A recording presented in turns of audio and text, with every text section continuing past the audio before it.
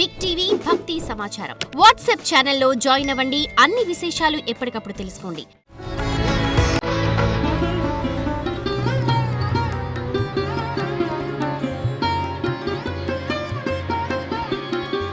యుగాల క్రితమే ప్రారంభమైన సనాతన సంస్కృతి సంప్రదాయానికి ప్రతీక కుంభమేళా. అటువంటి ఉత్సవ సంరంభం ప్రస్తుతం ఉత్తరప్రదేశ్లో ఆవిష్కృతమైంది. త్రివేణి సంగమంలో కోట్లాది మంది భక్తులు పుణ్య స్నానాలు ఆచరిస్తున్నారు.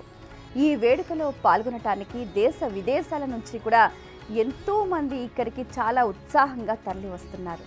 వీరితో పాటుగా భారత ప్రధానమంత్రి అలాగే ఉత్తరప్రదేశ్ ముఖ్యమంత్రితో పాటుగా అతిరథ మహారథులు, సామాన్యులు, అసామాన్యులు, విభిన్న రంగాలకు సంబంధించిన కళాకారులు చాలా ఉత్సాహంగా ఈ కార్యక్రమంలో పాల్గొంటున్నారు.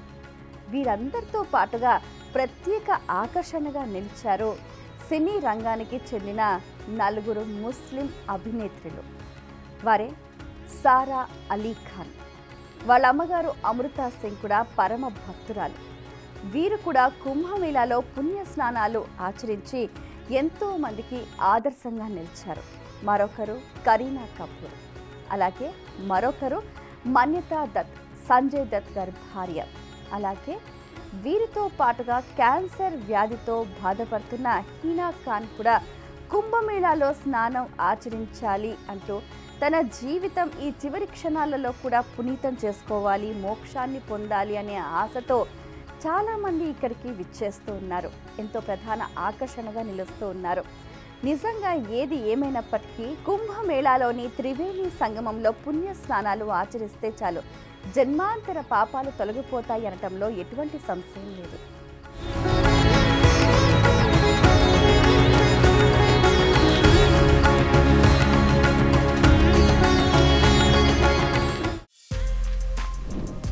For more videos like this, subscribe Big TV channel.